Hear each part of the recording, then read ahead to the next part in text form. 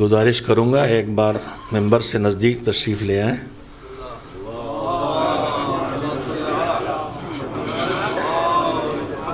اگرچہ مومن ہونے کا دعویٰ نہیں کیا جا سکتا لیکن فائدہ اٹھانے کے لیے کیا جا سکتا ہے. روایات میں کثرت سے ہے کہ مومن کی مدد کا بہت ثواب. ممبر سے قریب آنے میں، ممبر پر جو ہوتا ہے اس کو بولنے میں بہرحال آسانی ہوتی ہے. نزدیک آ جائے اور صلوات بھیج. جو بیچ بیچ میں گئے پہ اسے ختم کر لیجئے، کیا حرج ہے. صلوات بھیجیں محمد والے محمد علیہ وسلم. رحم اللہ من قرأ الفاتحہ.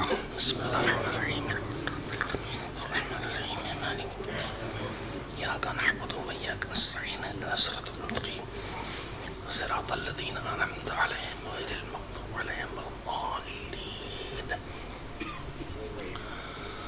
صلی علی محمد وعلی محمد. اعوذ باللہ من الشیطان اللعین الرجیم. بسم اللہ الرحمن الرحیم. الحمد للہ رب العالمین والعاقبۃ للمتقین والجنۃ للمؤمنین والنار للملحدین. والصلاة والسلام علی سید الانبیاء والمرسلین خاتم النبیین سیدنا و نبینا و شفیعنا ابی القاسم محمد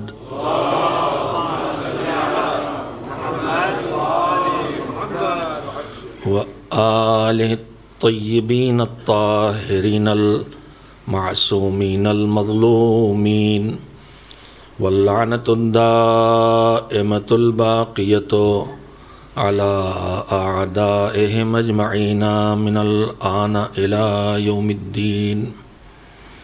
أما بعد فقال رسول الله صلى الله عليه وآله وسلم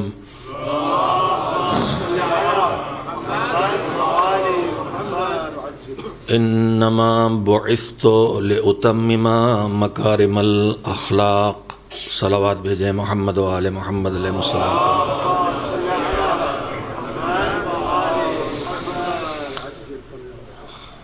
میں نے آپ حضرات کی خدمت میں کل شب جس حدیث مبارک کی قرأت کی تھی اسی ارشاد پیغمبر صلی اللہ علیہ وآلہ وسلم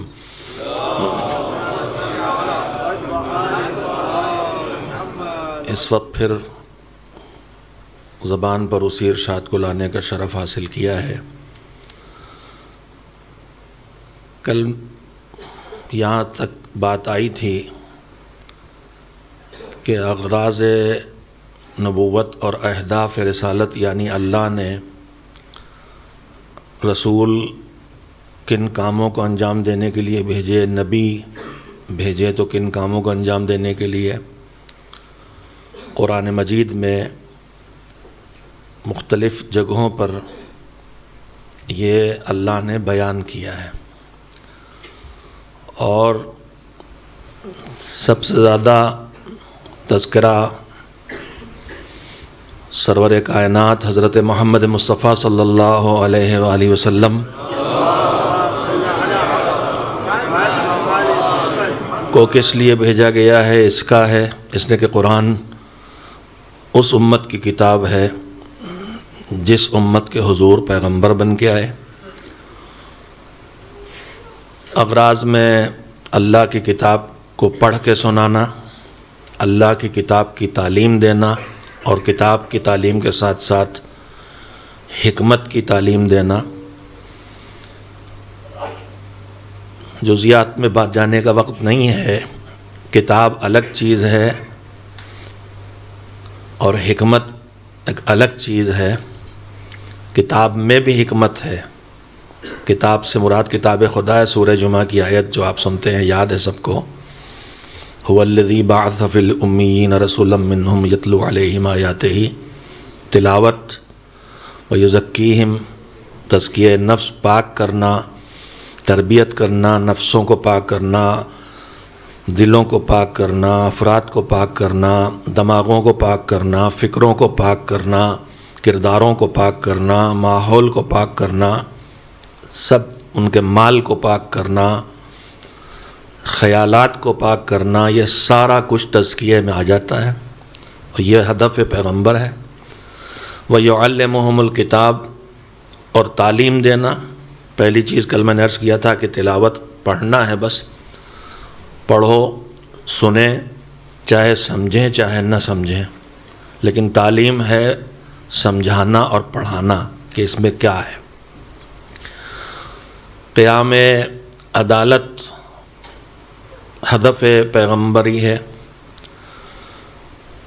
جو رسم و رواج کی، عادتوں کی، شرک اور بت پرستی اور غلط مذہب کو قبول کرنے کے نتیجے میں جو بیڑیاں آدمی سماج کے دباؤ میں اپنے زندگی میں کے قدموں میں ڈال لیتا ہے، ان پابندیوں کو ہٹانا، زندگی کو آسان بنانا، یہ پیغمبر کے اہداف میں۔ لیکن میں نے عرض کیا کہ حضور نے جو ان کی بعثت کے مختلف ذمہ داریاں ہیں جو نبی بنائے گئے ہیں، ان میں جس کا تذکرہ خود کیا پیغمبر نے اپنی زبان سے، پورا دین پہنچانا ان کی ذمہ داری تھی۔ دین میں عقائد بھی ہیں، دین میں احکام خدا اور اعمال بھی ہیں، جنہیں آج کل کی زبان میں فقہ کہا جانے لگا ہے، اگرچہ وہ جو ہم آپ پڑھتے ہیں توضیح المسائل میں یا بچوں کی کتابوں میں، وہ فقہ نہیں ہے، وہ خالی احکام خدا ہیں جو بیان کیے گئے ہیں۔ فقہ بنیادی طور پر تو دین کے سمجھنے کو کہا جاتا ہے، اور روایات میں اس کے لیے الفاظ استعمال ہوئے ہیں مختلف جگہوں پر۔ میں خالی ایک مثال کے طور پر عرض کرتا ہوں کہ ممبر پہ آ کے آدمی مجلس پڑھتا ہے، تقریر کرتا ہے، کلاس میں استاد بچوں کے سامنے بولتا ہے، ماں باپ بچوں کو تربیت کرتے ہیں، ہم سب ایک دوسرے کو اچھی باتیں جب بتاتے ہیں تو اس میں ایک جنت و جہنم اور آخرت کا تذکرہ آتا ہے۔ تو اس میں کبھی کبھی دو نظریے پیدا ہو جاتے ہیں، ایک سیدھے جہنم میں ڈھکیل دینے والے، ایسے خطبہ بھی، ایسے مومنین بھی، ایسی تحریریں بھی دیکھنے کو ملیں گے، اس کو پڑھ کے لگے گا کہ پکے جہنمی ہیں، نجات کا تو کوئی چانس ہے ہی نہیں۔ مجھے ایک تو فہرستی میں نہیں ہو خیر خطیبوں اور ذاکروں کے، لیکن اگر کہیں فہرست میں نام لکھا ہو تو اس والی فہرست میں تو نہیں لکھا ہے کہ بس سیدھے جہنم پہنچاتے ہیں۔ اور ایک بہت بڑی تعداد ہمارے درمیان اب پیدا ہو گئی خطبہ اور ذاکرین کی جو سیدھے جنت پہنچاتے ہیں، ڈائریکٹ، اور وہ بھی شارٹ کٹ سے، ڈائریکٹ اور شارٹ کٹ سے۔ تو دو طرح کی باتیں ہو سکتی ہیں مذہب اور آخرت کے لیے، ایک وہ جو دلوں میں امید پیدا کرے، اللہ غفار ہے معاف کرے گا، اللہ تواب ہے توبہ قبول کرے گا، اللہ رحمان ہے رحمت عطا کرے گا، اس کی رحمت کے پہلو ہیں اور اتنے زیادہ ہیں، اور اس میں واقعاً جو سب سے اہم پہلو ہے کہ وہ صاحب غضب بھی ہے اور صاحب رحمت بھی ہے، مگر معصومین نے جب اس کو پہچانوایا تو ان لفظوں میں کہا کہ یا من سبقت رحمتہ غضبہ، جس کی رحمت اس کے غضب سے آگے ہے۔ لیکن اگر ایک ہی پہلو پیش کیا جائے کہ وہ رحمان ہے، وہ رحیم ہے، وہ کریم ہے، وہ جواد ہے، وہ غفار ہے، وہ تواب ہے، بس یہی والا پہلو پیش کیا جائے تو آدمی اپنے کو دھیرے دھیرے جنتی بنا لیتا ہے، جہنم کا ڈر دل سے نکل جاتا۔ دوسرا والا اگر رخ پیش کر دیا گیا، وہ قہار ہے، وہ جبار ہے، وہ غضب والا ہے، وہ قادر ہے، جہنم میں سیدھا بھیج دیا جائے تو معصوم کا کہ کئی روایتوں میں الگ الگ معصومین کے نام سے تقریباً ملتے جلتے الفاظ میں چیز موجود ہے کہ فرمایا کہ ہو سکتا ہے خود حضور سرور کائنات حضرت محمد مصطفیٰ صلی اللہ علیہ وآلہ وسلم کا جملہ ہو، مجھے یاد آتا ہے کہ چھٹے امام کا ہے، اور میں اس میں زیادہ پریشان نہیں ہوتا ہوں، ممبر بھی بار بار کہتا رہا ہوں کہ اگر یہ اطمینان ہو جائے کہ معصومین میں سے کسی کا ارشاد ہے اور یہ یاد نہ رہ جائے کہ کس کی بات ہے، تو ہمارے چھٹے امام نے کہا کہ تم اطمینان سے کہنا قال رسول اللہ. اس لیے کہنا اطمینان سے کہ ہم اپنی طرف سے کوئی بات کہتے ہی نہیں ہیں، ہم جو بھی کہتے ہیں اپنے جد سے کہتے ہیں. اور پھر اگلا ضمانت قرآن لیتا ہے کہ اور اطمینان سے رہنا، رسول اپنی طرف سے کوئی بات کہتے ہی نہیں ہے، جو بات کہتے ہیں اللہ کی بات کہتے ہیں. تو ہمیں معصوم کے ذریعے یہ پریشانی ہماری بس اتنا اطمینان ہونا چاہیے کہ ارشاد معصوم ہے. پھر وہ کہہ رہے کہو قال رسول اللہ. تو جہاں تک میری یادداشت میں چھٹے امام کا جملہ ہے کہ فرمایا الفقیہ کل الفقیہ، فقیہ اور پورا پورا فقیہ وہ ہے کہ جو لوگوں کو اللہ کی رحمت سے مایوس نہ کرے اور لوگوں کو اللہ کے عذاب سے مطمئن نہ کرے. نہ مایوس کر کے جہنمی ہونے کا یقین دلا دے اس کی باتیں، اور نہ جہنم سے مطمئن ہو کے جنتی ہونے کا فیصلہ کر لے.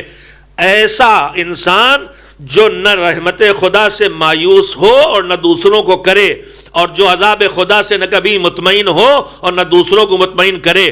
پیغمبر کہتے ہیں الفقیہ کل الفقیہ، یہ فقیہ ہے یعنی اس نے پورا دین ٹھیک سے سمجھا ہے. ٹھیک سے دین سمجھنے کا مطلب یہ ہے کہ نہ آدمی کبھی جہنمی ہونا اپنا طے کرے گا نہ کبھی جنتی ہونا طے کرے گا، ہمیشہ اللہ کی رحمت کی امید بھی لگائے رہے گا اور اللہ کے عذاب سے ڈرتا بھی رہے گا.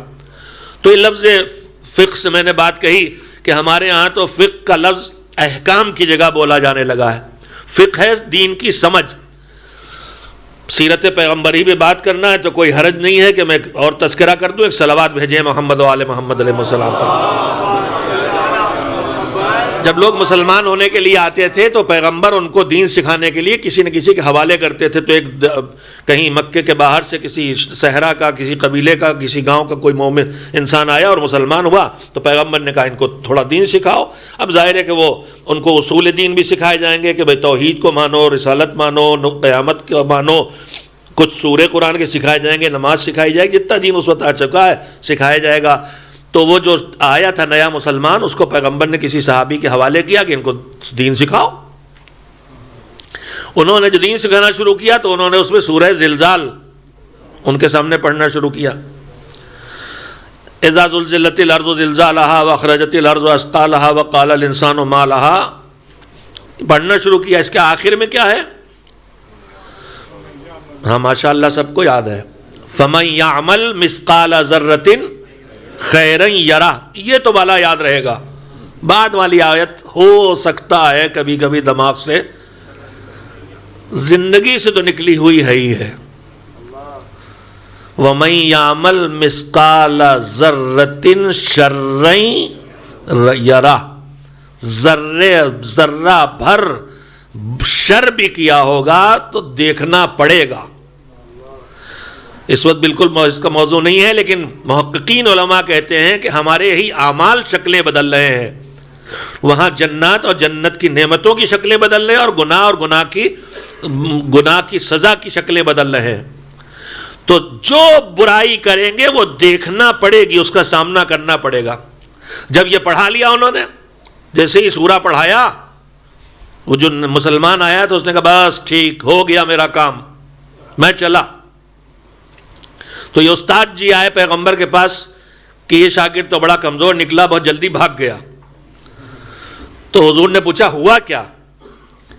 تو جواب میں اس نے کہا کہ ہوا یہی کہ میں نے سورہ زلزال پڑھایا اور اس کے بعد جیسی آیت دونوں آخری والی پڑھی اس نے کہا کہ اچھا ایک سوال کیا بس کہ کون وہاں کرے گا حساب کا؟ اللہ کرے گا. ٹھیک، اٹھ کے چلا گیا.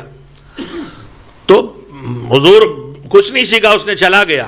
تو یہ کہنے آئے تھے کہ کچھ سیکھے بغیر چلا گیا. حضور نے کہا اچھا اس آیت پہ اٹھ کے گیا ہے کہ نیکی کرو گے ذرا برابر تو اسے دیکھو گے اور برائی کرو گے ذرا برابر تو اسے دیکھو گے. تو پیغمبر نے فرمایا کہ نہیں، پڑھے بغیر نہیں گیا، رجع فقیہن، فقیہ بن کے گیا ہے. تو فقیہ خالی احکام خدا کا قرآن و حدیث سے جستجو کر کے تلاش کر لینا، یہ آج کی ہماری ایک علمی اصطلاح ہے، ایک ٹرم ہے، لیکن بنیادی طور پر فقیہ کا مطلب ہے دین کی سمجھ پیدا ہونا. خالی دین کو سیکھ نہیں لینا، دین کو سمجھنا. سیکھنا اور ہے، سمجھنا اور ہے. مجھے نہیں معلوم کہ اردو کے اتنے آسان لفظوں سے بھی بات آپ کے لیے آسان ہوئی کہ نہیں ہوئی. نماز پڑھتے دیکھ کے نماز پڑھنے لگنا یہ خالی سیکھنا ہے، مگر نماز کی تکبیر کیا میسج دے رہی ہے، نماز کا رکوع کیا کہہ رہا ہے، نماز کا سجدہ کیا کہہ رہا، جب آدمی یہاں پہنچے تو یہ سمجھنا ہے. تو فقہ ہے دین کا سمجھنا. اب ہم اپنی زبان میں آج بھی جو علمی زبان ہے اس میں دو لفظ الگ الگ ہیں. ہم آپ جو احکام خدا پڑھتے ہیں، رسالہ عملیہ، توضیح المسائل، اس کو احکام کہتے ہیں. فقہ وہ ہے جہاں اجتہاد ہوتا ہے، جہاں ایک ایک چیز ٹھیک سے سمجھی جاتی ہے. تو خیر بات پھر پھیلی اور بات کہنے کے گنجائش گھٹتی چلی جاتی بہت تیز. یہاں کی گھڑی بھی بہت تیز چلتی ہے. اچھا، اس میں تو 12 پہلے ہی بج چکے تھے. مجھے ڈر لگتا ہے کہ جو میرے سامنے گھڑیاں لگی ہیں ان پہ 10 منٹ میں ہی 12 نہ بجنے لگے. ایک صلوات بھیجیں محمد و آل محمد پر. تو حضور تو پورا دین پہنچانے آئے تھے، خالی اخلاق سکھانے تو نہیں آئے تھے کہ سچ بولو، امانت داری کرو، ایثار تمہاری زندگی میں ہونا چاہیے، اور کمزور پہ رحم کرو، اور بڑوں کا احترام کرو، اور سب کے ساتھ وہ حسن سلوک کرو، اچھا برتاؤ کرو، اور تمہارے برتاؤ میں ان معیاروں سے جو تمہارے بنائے ہیں اس سے فرق نہیں ہونا چاہیے. یہ سب پیغام دین و پیغام رسول ہیں کہ دولت کے معیار پہ برتاؤ میں فرق نہیں ہوگا، تمہارا خاندان کے معیار پہ برتاؤ میں فرق نہیں ہوگا، تمہارا انسانوں کے ساتھ یکساں برتاؤ ہونا چاہیے. فرق ہوگا تو تقوی کے معیار پہ ہوگا، فرق ہوگا تو اللہ کی راہ میں جہاد کے معیار پر ہوگا، فرق ہوگا تو ایمان کے درجات کے معیار میں فرق ہوگا. تمہارا فرق برتاؤ بدلے تو علم کے معیار میں بدلے. ان اکرمکم عند اللہ اتقاکم. اب زیادہ عزت کرنا ہے تو معیار قرآن سے دیکھنا ہوں گے، پیغمبر سے، اور کسی سب کی جتنی عزت کر رہا ہے اس سے زیادہ جو عزت کرنا ہے اس کا معیار یا تقوی ہے، یا علم ہے، یا ایمان ہے، یا جہاد فی سبیل اللہ ہے. بہت سناٹا چھایا ہوا ہے، ایک آدھ صلوات بغیر کہے بھی بھیجا کیجئے. تو یہ سب سکھانے آئے تھے، خالی اخلاق سکھانے نہیں آئے تھے. یہ بھی نماز کیسے پڑھنا، روزہ کیسے کرنا، زکوٰۃ کیسے دینا، حج کیسے کرنا، یہ سب احکام ہے، فقہ ہے. اور خالی یہی نہیں، عقائد بھی بتانے آئے تھے. توحید ماننا، اللہ کو پہچاننا، عدالت کو ماننا، یہ بھی بتانے آئے تھے. تو سب بتانے آئے تھے پورا دین، مگر کہہ رہے ہیں میں تو ایمان، میں تو اخلاق کی اعلیٰ ترین بلندیوں کو تمام کرنے کے لیے آیا، پورا کرنے کے لیے، ادھورا نہ چھوڑوں. اور انہوں نے اپنے عمل سے اخلاق کے ہر پہلو کو تمام کیا. یہ لفظ تمام بھی الگ ہے. جو غدیر کی آیت ہے اس میں دونوں چیزیں ہیں. الیوم اکملت لکم دینکم، کمال تک پہنچایا دین کو، وَأَتْمَمْتُ عَلَيْكُمْ نعمتی، اور تمہارے اوپر نعمتیں تمام کر دی. اب اس کچھ کم نہیں رہ گیا، جو ملنا تھا سب مل گیا. یہ کب؟ جب ولایت اہل بیت، جس کے آگے آگے ولایتی لی ہے، وہ ملی. دین کمال پر بھی اس سے پہنچا اور نعمتیں اس پر تمام ہوئیں، یہ مل گئی. تو اب کچھ ملے نہ ملے، اللہ کے راہ ساری نعمت تم کو مل گئی ہے. ایک صلوات بھیجیں محمد و آل محمد پر. تو کیوں ایسا؟ اس لیے ایسا کہ آپ عقائد سکھانے جائیے، آپ نماز روزہ اعمال سکھانے جائیے. ہم کیا مانتے ہیں یہ تو ہمارے دماغ میں ہے. آپ کیا جانیں کہ میرا عقیدہ کیا ہے؟ نہ میں جانوں آپ کا عقیدہ کیا ہے. آپ کے دماغ میں کیا، میرے دماغ میں کیا ہے، تو مجھے کچھ پتا نہیں، نہ آپ کو پتا. اور یہ بھی اس ستار العیوب کا ایک بڑا احسان ہے. ہماری زندگی کے وہ کام جو ہمارے بدن سے انجام دیے جاتے ہیں، ان کو بھی جتنے اس نے پردے ڈال رکھے ہیں گناہوں پر ہمارے، اگر وہ پردے ہٹ جاتے تو ہم ایک دوسرے کو منہ دکھانے کے لائق نہ ہوتے، ایک دوسرے کے سامنے آنے کے لائق نہ ہوتے. اور اگر ہم صاحب تقوی بننے کی کوشش کریں اور بڑے بڑے گناہوں سے اپنے کو بچا بھی لے جائیں تو اپنے اعمال پہ تو تھوڑا بہت قابو بھی ہے، مگر اپنے خیالات پر اور دماغ پہ تو بالکل قابو نہیں.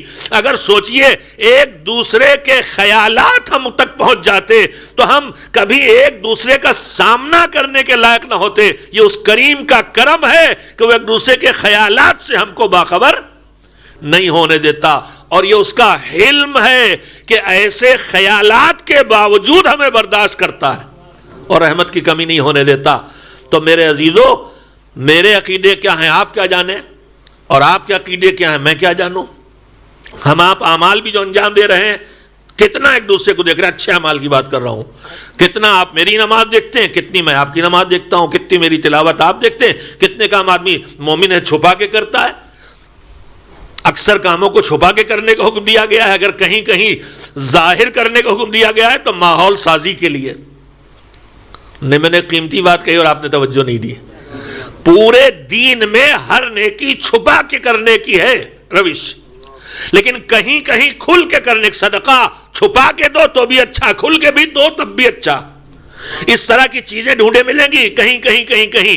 یہ کھل کے نیکی کرنے کی جگہ کیوں آئی؟ کہ چھپا کے کرو گے تمہارے اکیلے کو نیک بنا کے رکھے گی، کھل کے نیکیاں جب مل کے کی جائیں گی تو ماحول میں نیکیاں پھیلیں گی. تو نیکی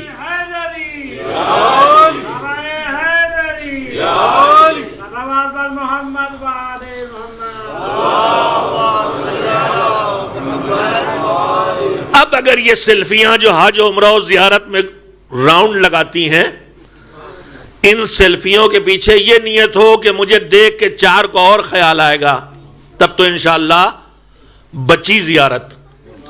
اور اگر خدا نخواستہ یہ نہیں سوچا، بس اتنا سوچا کہ میں زیارت کا شرف پا. ایک تو یہ جملہ عجیب و غریب ایجاد کیا گیا، مولا نے طلب کیا ہے. یعنی ہم نے اپنا نام رجسٹری لکھ لی کہ جو وہاں جاتا ہے مولا اس سے راضی ہیں بلانے پر اس کو. کہاں سے نکل آیا کہ مولا نے طلب کیا ہے؟ جتنے گئے ہیں ان میں سے کتنے ہیں جن کو مولا نے قبول کیا پتہ ہی نہیں. مولا نے طلب کیا ہے. عجیب و غریب نظریات ہم ایجاد کر لیتے ہیں. بہرحال میں جلدی سے واپس آؤں تو جو عقائد ہیں وہ ہمیں ایک دوسرے کے پتہ نہیں، جو ہم کر رہے ہیں وہ دیکھتے نہیں. ساری زندگی جو ہم ایک دوسرے کو دیکھتے ہیں وہ ہماری فطرت، ہماری خصلتیں، ہماری عادتیں، ہمارے اخلاق ہیں. یہ بد مزاج ہے کہ خوش مزاج ہے، یہ زیادہ دیکھتے ہیں. یہ سچا ہے کہ جھوٹا ہے، یہ امین ہے کہ خائن ہے، یہ مغرور ہے کہ منکسر مزاج ہے. ہم سب ایک دوسرے کا اخلاق سب سے زیادہ دیکھتے ہیں. آپ کی نماز سے میں متاثر ہوں، آپ میری نماز سے متاثر ہو نہیں ہوتا، لیکن فطرت اگر آپ خوش اخلاق ہیں تو آپ مجھے اپنی طرف کھینچتے ہیں، اور اگر میں چڑچڑا اور بد زبان ہوں تو میں آپ کو اپنے پاس سے بھگاتا ہوں. اب ممبر پہ بھی یہی دیکھنا چاہیے کہ ممبر پہ جو زبان بولی جا رہی ہے وہ اپنی طرف کھینچ رہی ہے یا بھگا رہی ہے. ہمارا کام ممبر پر وہ زبان بولنا ہے کہ جو ساری انسانیت کو ہم تک کھینچ کے لے آئے تاکہ ہم اہل بیت کی بات ان کو سنا سکیں. لیکن اگر ہم ان کو کوسنا شروع کریں گے، ان کو جن کو انہوں نے بزرگ مان لیا چاہے ہماری نگاہ میں کچھ ہو، ان کے اوپر لعنتیں شروع کریں گے تو یہ تو ہم کرنٹ مار رہے ہیں کہ ادھر آنا نہیں. ممبر کو بجلی کا کرنٹ بھیجنے والا انسٹرومنٹ نہیں ہونا چاہیے.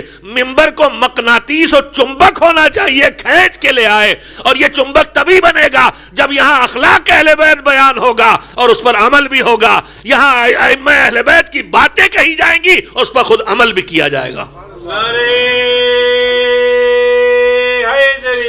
تو یہ اخلاق ہے. نہیں، ایک مرتبہ میرے بزرگ بھی شامل ہو کے صلوات بھیجیں. یہ جوان سمجھ رہے ہیں یہی آگے ہیں.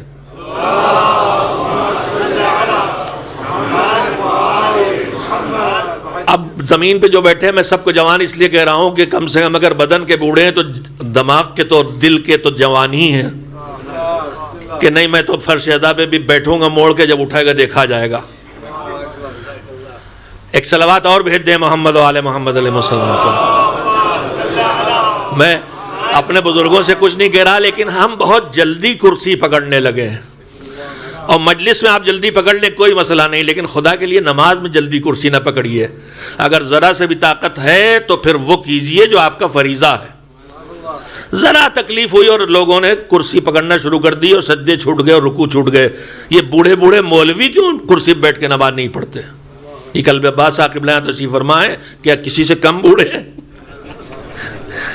مگر ماشاءاللہ ارادے سے جوان ہے، ان کی سلامتی کے لیے صلوات بھیجے محمد و آل محمد۔ بات نکل رہی میرے عزیزوں، میں بات جو کر رہا ہوں اخلاق پیغمبر، اخلاق پیغمبرانہ ہمارے اندر ہونا چاہیے۔ یہ دین کی طرف پیغمبر نے 40 سال خالی اخلاق سے تبلیغ کی، چپ رہ کے، صرف کردار اور اخلاق سے۔ اب کہا قولوا لا الہ الا اللہ تفلحوا۔ تو یہ اصل چیز ہے، اخلاق جو دین کی طرف، مذہب کی طرف انسان کو کھینچ کے لائے گا۔ اس لیے کہا کہ ہم تمہارے اخلاق کو اعلیٰ ترین منزل پر معراج پر پہنچانے والے۔ میرے عزیزو، آج کی گفتگو بھی تقریباً تمہیدی ہو گئی۔ میں جو اخلاق پیغمبر کے کچھ نمونے جو ہماری زندگی میں جن کا اثر گھٹتا چلا جا رہا ہے اور کچھ مٹ گیا ہے اور مٹتا چلا جا رہا کرنا چاہتا تھا، لیکن اس میں سے ایک چیز کم سے کم، ایک عمومی صفت پیغمبر گرامی حضرت محمد مصطفیٰ صلی اللہ علیہ وآلہ وسلم کی کل بتائی تھی میں نے، جو ہمارے اندر سے گھٹتا چلا جا رہا۔ ہمارے پاس کسی ایک نعمت کا تھوڑا سے حصہ دوسروں کے مقابلے میں زیادہ آ گیا۔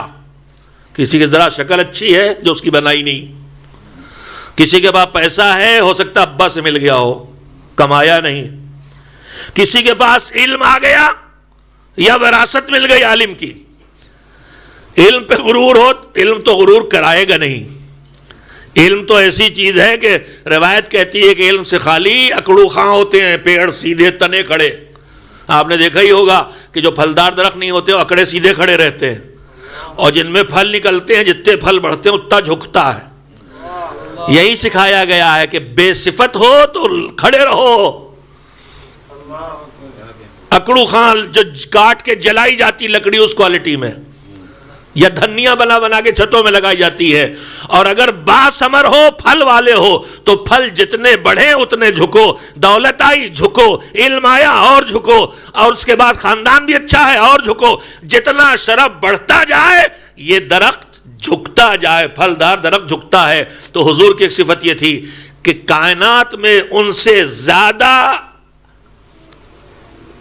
اونچا کوئی ہے نہیں اکبر کے بعد۔ اللہ اکبر، اور کائنات میں کہنے کے بعد اللہ اکبر کو ایگزمپشن کرنے کی ضرورت نہیں۔ اللہ اکبر جو ہے خود اکبر کائنات کا حصہ نہیں ہے، اس کا بنایا کائنات۔ کائنات کون سے ہے؟ ہاں جو بنایا گیا نہیں کے مقابلے میں، اس میں سب سے اونچے وہ ہیں۔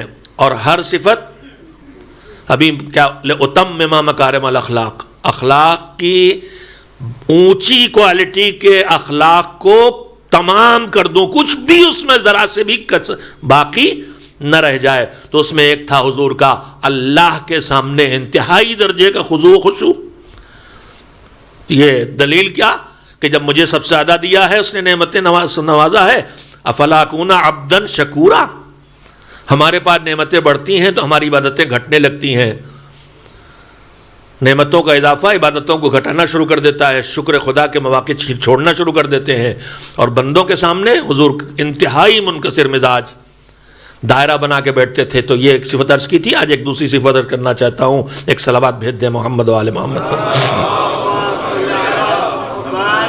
میں اس میں یہ نہیں طے کر پا رہا کہ اب کس کو جلدی سے آپ کو سنا لوں۔ جو چیزیں حضور کی صفت کی خاص باتیں ہیں، ان میں سے ایک چیز ہے نرم دلی اور نرم مزاجی، جس کی ہمیں ضرورت ہے اس وقت۔ دوسرے کو پر دھیان دینا، دوسرے کا خیال رکھنا، اس کے الگ الگ نام ہیں۔ جب تک کہ دوسرے کا خیال اپنے کو تکلیف دیے بغیر کیا جائے وہ احسان کہلاتا ہے، اور جب اپنے کو تکلیف پہنچا کے خیال کیا جائے، تکلیف اٹھا کے خیال کیا جائے تو وہ ایثار کہلاتا ہے۔ حضور کے کردار کی خصوصیتیں یہ ہیں، انتہائی نرم دل، ہم ایک دوسرے کے لیے بڑی جلدی سخت دل ہو جاتے ہیں، بہت جلدی سختی ہمارے اندر آ جاتی ہے، وہ انتہائی نرم دل تھے۔ نماز ان سے زیادہ خضوع و خشوع کے ساتھ کون پڑھے گا پروردگار کی؟ ان کے شاگرد ہیں علی، جو ایسی نماز دے گئے، دکھا گئے نہیں کہنا چاہتا، انہوں نے دکھانے کے لیے تھوڑی پڑی تھی، ہم نے دیکھی کہ پیر میں تیر لگا تھا، پنڈلی میں ایسا چبھا تھا کہ چھونے سے تکلیف ہوتی تھی۔ پیغمبر نے کہا جانتے اپنے شاگرد کو، رک جاؤ بھی، نماز پڑھنے کے لیے کھڑے ہونے تو نکال لینا۔ نماز پڑھنے کھڑے ہوئے پیر سے تیر نکل گیا، پتہ بھی نہیں چلا۔ تو جس کا شاگرد ایسا ہو، اس کا استاد کے پیروں پہ ورم آ جاتا تھا۔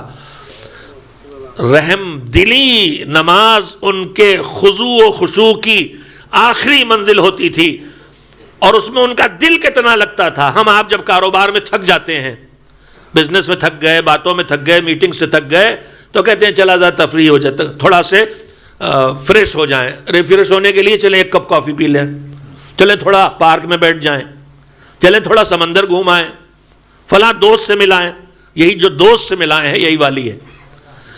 روایت کہتی ہے کہ جب نماز کا وقت ہوتا تھا تو پیغمبر ظاہر خدمت میں لگے ہیں، غریبوں کی مدد بھی کر رہے ہیں، دین بھی پہنچا رہے ہیں، اس میں دشواریوں کا سامنا بھی ہو رہا ہے، دشمنوں کا مقابلہ بھی، ہزار طرح کے مسائل ہیں زندگی کے۔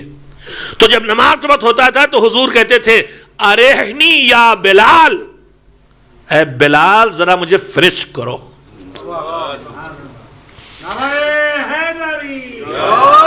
اے بلال اب مجھے راحت دو۔ ان کی ساری راحت اور سکون اور آرام کائے میں تھا؟ اللہ کے پاس جا کے نماز پڑھنے میں۔ جیسے میں نے بھی بات کہی تھی نا کہ ہم فریش ہونے کے لیے کافی پینے چلے گئے، اس میں سب سے اچھا کیا لگتا ہے؟ کوئی دوست بے تکلف مل گیا، اس سے تھوڑی دیر گپ مار لی۔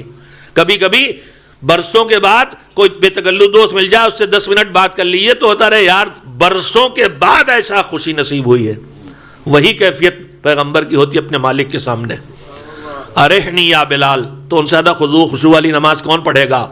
مگر ان کا رحم دلی دیکھیے، اور ہم کو اس سے سیکھنا چاہیے، دوسروں کا خیال رکھنا۔ روایت ہے کہ حضور ظہر کی نماز پڑھ رہے تھے، آخری 2 رکعتوں میں آپ عام طور پر جتنا وقت لیتے تھے نماز پڑھنے میں، مستحبات رکوع میں مثلا ذکر 3 بار 7 بار 10 بار 17 بار جتنی بار کرتے ہوں، جب کرتے ہوں، جتنا وقت عام طور پر آخری 2 رکعتوں میں لیتے تھے اتنا وقت نہیں لیا، حضور نے مختصر کر کے نماز تمام کی۔ تو نمازی پریشان ہوئے، حضور آج آپ نے بڑی مختصر کر دی نماز، کیا بات ہوئی ہے، کیا ہوا؟ وہ پوچھ پریشان ہے، ظاہر بیمار، طبیعت خراب ہو گئی، کوئی تکلیف ہو گئی، کیا ہوا آخر اتنی جلدی نماز شروع کر دی، ختم کر دی آپ نے آخری 2 رکعتیں؟ تو حضور نے فرمایا کہ تم نے سنا نہیں، جب ہم نماز پڑھ رہے تھے تو یہیں مسجد کے کنارے سے ایک کمسن بچے کے رونے کی آواز آ رہی تھی، اور اس کو کوئی پوچھنے والا نہیں تھا، تو میں نے نماز اس لیے جلدی سے ختم کی تاکہ اسے جا کے دیکھا جائے، اس کی کیئر کی جائے۔ اتنے کریم ہیں یہ، اور یہی رحم دلی یہ ہمیں سکھانا چاہتے ہیں۔ اور میرے عزیزوں، ان کے دل میں ہمارے لیے محبت بھی یہی والی ہے جو باپ کے دل میں ہوتی ہے۔ حضور ہی کا ارشاد ہے کہ انا و علی ابوا ہذہ الامہ، میں اور علی اس امت کے باپ ہیں۔ ایک صلوات بھیجے محمد و آل محمد علیہ السلام۔ ایک دوسرے کا احترام، ایک دوسرے سے محبت، ایک دوسرے کا خیال رکھنا، یہ ان کے ان اعلیٰ صفات میں سے ہے جہاں دشمن بھی اس رحم دلی سے باہر نہیں دکھائی دیتا۔ روایت کہتی ہے کہ آپ اپنے بڑے نواسے حضرت حسن مجتبیٰ علیہ السلام کو گود میں لیے ہوئے پیار کر رہے تھے۔ آج ایک روایت کے مطابق آج ہمارے دوسرے امام حضرت حسن مجتبیٰ علیہ السلام کی شہادت کی تاریخ بھی ہے۔ اب وقت نہیں ہے میں اس مسئلے پہ گفتگو کروں، لیکن میں اتنا سے کہہ دینا چاہتا ہوں کہ ان تاریخوں میں مظلومیت ہے ان کی، کہ ہمیں ان کی واضح ترین حقیقتیں بھی پوری طرح سے ہم تک نہیں پہنچ سکیں۔ کتنی مدتوں تک تو قبریں چھپی رہی ہیں، مولا علی کی قبر کب معلوم ہوئی ہے؟ ظاہری طور پر ہارون رشید کے دور میں، باقی ائمہ زیارت کے لیے تشریف لاتے تھے، عام لوگوں کو خبر نہیں تھی۔ بی بی زہرا کی قبر آج بھی 3 جگہوں پہ ہے، کنفیوژن ہے۔ تو اس میں کوئی جھگڑا اور بحث کرنے کی ضرورت نہیں، کون سی تاریخ صحیح ہے کون سی غلط ہے، یہ ہمارے درمیان یہ بھی ایک مسئلہ بن جاتا ہے۔ دشمن اسے بھی خوب بہکاتا ہے، سینٹر کو لڑا دو، وہ 7 صفر کو، وہ 17 صفر کو، وہ 28 صفر کو، الگ الگ تاریخیں۔ میرے عزیزو، شیعہ کی ایک پہچان یہ بھی ہے کہ امام نے فرمایا کہ شیعتنا اجنو یا خلقو من فاضل تینتنا، ہماری تینت میں جو بچا تھا، میں مٹی نہیں ترجمہ کروں گا اس کا، تین نہیں ہے، تینت ہمارے جو اللہ نے جس خمیر سے ہم کو بنایا، جس چیز سے ہم کو بنایا، اس سے جو بچا تھا اس سے ہمارے شیعہ بنائے۔ کوئی ذرہ تو ہمارے پاس بھی آیا ہوگا، اللہ کا کرم ہے کہ ہمیں کیوں یہ منتخب کیا، ہمیں نہیں پتا عالم زر کا۔ ایک زمانے میں جب صدام کی حکومت تھی اور کربلا جانا نصیب نہیں ہوتا تھا، کربلا کی سجدگاہیں نہیں ملتی تھیں، تو مشہد مقدس میں سجدگاہیں ملتی تھی، اس پہ لکھا ہوتا تھا تربت مخلوط کربلا، یعنی کربلا سے تھوڑی سی مٹی لے آئے، یہاں بہت سی مٹی میں ملا کے سجدگاہیں بنا دی، اس کو بھی مومن کلیجے سے لگاتا تھا، پیشانی رکھتا تھا۔ میرے عزیزو سوچو، ان کی تینت سے تھوڑا بھی بچا ہو اور اس میں بٹا قیامت تک والوں کے لیے ذرے کا بھی ذرہ آیا ہے تو کتنا بڑا شرف ہے، کچھ تو اس کی جھلکی آئے۔ ہمارے شیعہ ہماری تینت سے جو بچا اس سے بنے ہیں، جب ہم خوش ہوتے ہیں وہ خوش ہوتے ہیں، جب ہم رنجیدہ ہوتے ہیں وہ رنجیدہ ہوتے ہیں۔ تو تاریخوں میں بحث کرنے کے بجائے جو ان کی خوشی کی تاریخیں سال میں 2 بار کتاب میں روایات میں آ گئی ہیں، 2 بار یاد کر لیں ان کو، شہادت کی تاریخیں 3 بار آ گئی ہیں، 3 بار یاد کر لیں، اس میں حرج کیا ہے؟ بیٹھیں گے، ہمیں چاہے پتہ نہ ہو، مالک کو تو پتہ ہے، الاعمال بالنیات، ہم نے تو جو امکان لگا کہ یہاں آج شہادت ہو سکتی ہم نے غم منا لیا، آج شہادت ہو سکتی ہم نے غم منا لیا، تو اس میں بحث کی کوئی گنجائش نہیں ہے۔ تو ایک روایت کے مطابق آج بھی، اب یہ نہ ہو کہ علماء طے کیوں نہیں کر دیتے، بہت سی چیزیں علماء نہیں طے کر سکتے ہیں، اسی لیے چھوڑ دیا جاتا ہے کہ ان میں سے کچھ ہے صحیح، سچ ان کے اندر موجود ہے، لہذا وہ سب اپنا لیا جائے تاکہ اس کے اندر کا سچ بھی ہمیں مل جائے۔ خیر، تو حسن مجتبیٰ علیہ السلام کی شہادت کی تاریخ بھی ہے آج۔ میں آخری جملہ وہیں پہ کہہ رہا ہوں، جو صفات پیغمبر میں کہ دوسروں سے محبت اور رحم دلی، اس کی بہت نمونے ہیں، ان کی پوری زندگی اس سے بھری ہوئی ہے۔ امام کی خدمت میں ایک بوڑھا آدمی آیا کسی دور دراز علاقے سے، اس نے آ کے کہا پیغمبر خدمت میں کہ واللہ میں قسم کھا کے کہتا ہوں کہ صبح کی نماز، وہ جو پیش نماز ہے، اس کی وجہ سے میں نہیں پڑھ پاتا۔ تو پیغمبر نے پوچھا کیوں؟ کہا وہ بہت طولانی نماز پڑھ دیتے ہیں اور میں بڈھا ہوں، میں نہیں کر پاتا، اس لیے نہیں جاتا ہوں۔ تو روایت کہتی ہے کہ اس کے بعد ممبر پہ حضور گئے اور اتنے غضب میں، غصے میں کبھی خطبہ نہیں دیا تھا، اور کہا اے وہ لوگوں کہ جو لوگوں کو دین سے متنفر کر رہے ہو، اور اس کے بعد نصیحت کی اور کہا کہ اللہ کا حکم ہے کہ جو کمزور ہے اس کا خیال رکھ کے نماز امامت کی جائے۔ اب کمزور کا خیال کے دونوں معنی، بہت طولانی نماز ہو تب بھی کمزور تھکے گا، اور بہت تیز رفتار نماز ہو تو بھی کمزور نہ پڑھ پائے گا، لہذا وہ امام کی ذمہ داری تو ایک مزاج ہے کمزور ترین کا خیال رکھنا احکام خدا میں، یہی محبت، یہی کمزور کا خیال۔ تو حضور نے اپنے پہلے شہزادے کو چوما تو وہاں ایک سخت دل بیٹھا تھا، کچھ ایسی بے ڈھنگا سے نام بھی، آور احور کچھ اس ٹائپ کا۔ اس نے حضور کو دیکھا کہ بڑی شدت سے والہانہ پیار اپنے بچے کو کر رہے ہیں، تو اس نے گویا ایک طرح سے حضور کی نرم دلی کو اعتراض کیا اس پہ، اور کہا کہ میرے 10 بچے ہیں اور میں نے آج تک کسی ایک کو بھی اس طرح نہیں چوما، اس طرح بھی نہیں، پتہ نہیں کتنا سخت دل تھا۔ تو روایت کہتی ہے کہ پیغمبر نے اس کا نگاہیں اٹھا کے دیکھی، جب اس نے کہا 10 بچے اور کسی کو نہیں چوما، اور اس کے بعد فرمایا کہ من لا یرحم لا یرحم، جو دوسروں پہ رحم نہیں کرے گا اس پر رحم نہیں کیا جائے گا۔ سن لو پیغمبر کا ارشاد، اس سے زیادہ وقت نہیں رہ گیا یہاں دنیا میں دوسروں پر رحم کرتے رہو تاکہ کل جب رحم خدا کے محتاج ہو تو اس وقت اللہ تمہارے اوپر رحم کر دے۔ میرے عزیزو، قوانین کی سختی کو میں تنقید نہیں کرتا لیکن متوجہ کرنے کے لیے عرض کر رہا ہوں۔ کل ہم جس گاڑی سے واپس جا رہے تھے، یہ نہیں کہ مولانا صاحب کو اسپیشل گاڑی نہیں ملی، ہرگز، مجھے اس کا کوئی شوق الحمدللہ نہیں۔ جو گاڑی تھی وہ اندر تھی، ہم جب نکلنے لگے تو چاروں طرف سے لوگ نکل رہے تھے، یہاں پہ وہ والنٹیئرز کھڑے ہوتے، ایک مرتبہ ادھر والے کو روکا، ادھر والے کو نکالا، پھر ادھر والے کو روکا، ادھر والے کو نکالا ہوتا ہے۔ لیکن وہ اندر پلاٹ میں جو گیا میں تو ادھر سے ادھر تھے، ادھر سے آ رہے ہیں۔ اب ایک گاڑی مستقل جس پہ ہم بیٹھے تھے مثلا بڑی دیر سے کھڑی اور وہ سامنے والے گزرتے چلے، بھائی ایک ادھر سے جائے ایک ادھر سے جائے۔ تو جہاں پولیس یا قانون کی نگرانی، وہاں تو ہم دوسرے پہ رحم کر کے جانے دیتے ہیں۔ یہ بھی اسی کا نمونہ ہے چھوٹا سے، کہ اتنی دیر سے کھڑا ہے، ہم ابھی آئے ہیں، اس کو پہلے جانے دیں۔ پولیس کی نگرانی میں تو ہم لائٹس پہ اور وہ جو راؤنڈ اباؤٹ ہوتا ہے اس پر تو بڑے رحیم و کریم ہو جاتے ہیں، لیکن ذرا سے ٹکٹ کا ڈر ہٹا تو پہلے ہم۔ کمزور کا خیال رکھنا چاہیے۔ حضور نے کہا کہ من لا یرحم لا یرحم، جو دوسروں پہ رحم نہیں کرے گا اس پر بھی رحم نہیں کیا جائے گا۔ عزیزو، وہ رحمت للعالمین بن کے آئے تھے، مگر دنیا نے ان کو جتنا ستایا ہے، چاہے وہ مکے میں پتھروں سے مارے جانا ہو، چاہے طائف میں خون کر دینا ہو، زخمی کر دینا ہو، چاہے الزام تراشیاں ہوں، ان کے لیے جسمانی اذیت کوئی بڑی چیز نہیں تھی۔ یہ تو روز اتنے پتھر کھا کے آتے تھے کہ ننھی سی بیٹی اپنے بابا کہیں خاک میں اور کبھی خون میں زخموں کو دھلاتی تھی پانی سے اور ان پر مرہم لگاتی تھی۔ ماں مر گئی تھی اس کمسن بچی کی جلدی، باپ ماں کی جگہ تھا، مگر اس بیٹی نے اپنے باپ کی خدمت اس طرح کی کہ جیسے ایک ماں اپنے بچے کی خدمت کرتی ہے۔ کائنات میں کسی کو شرف نہیں ملا جو اس بیٹی کو شرف ملا کہ پیغمبر نے کہا یہ تو ام ابیہا ہے، یہ تو اپنے باپ کی ماں ہے۔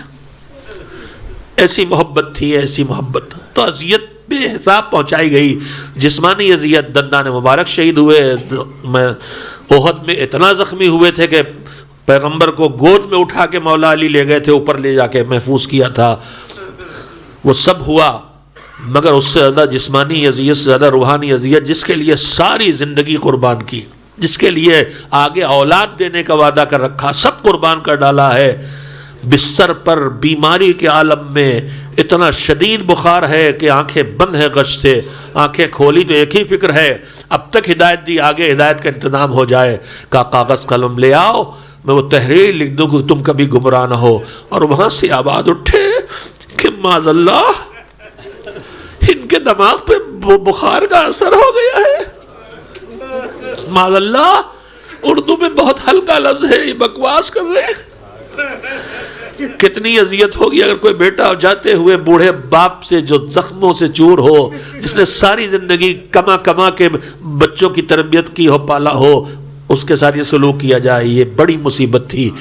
اور نافرمانی نگاہوں کے سامنے، لشکر بھیجے جاؤ لڑنے کے لیے، چھوڑ چھوڑ کے واپس آ رہے ہیں۔ ستایا گیا، اتنا ستایا گیا، اور اس بیماری کے عالم میں خاص کر کے زبردستی جا کے مسلح پہ کھڑے ہو جانا، پیغمبر کو مجبور ہو کے پھر آنا، اس بیماری کے عالم میں مسجد میں آنا اور نماز پڑھانا، یہ اس ساری اذیتیں تھی جو پہنچتی رہیں۔ 12 یا 14 دن اس بیماری کی شدت کے گزرے، بخار اور زہر کا اثر۔ روایات کہتی ہیں آپ کی صورت یہ تھی کہ کبھی آنکھیں کھول لیتے تھے، کبھی آنکھیں بند ہو جاتی تھی، کبھی پیر سمیٹ لیتے تھے، کبھی پیر پھیلا دیتے تھے۔ زہر کتنی مرتبہ دیا گیا نہیں معلوم، اثر اس طرح ہوا ہے کہ آخری زہر کا اثر ہے اس طرح کہ وہی کیفیت ہے جو علی کے سر پہ ضربت لگی تھی تو کیفیت تھی۔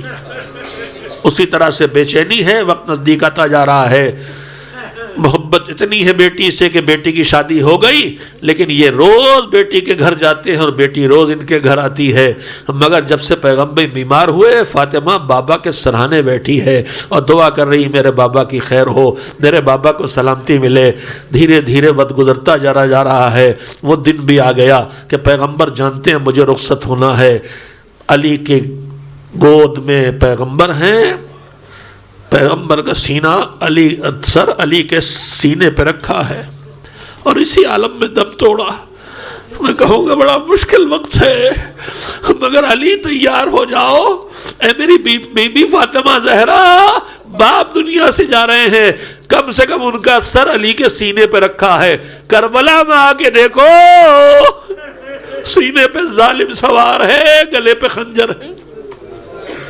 زندگی کے آخری لمحات بیٹی کو قریب بلایا، کچھ گفتگو خاموشی سے کی. زہرا داڑے مار مار کے رونے لگی.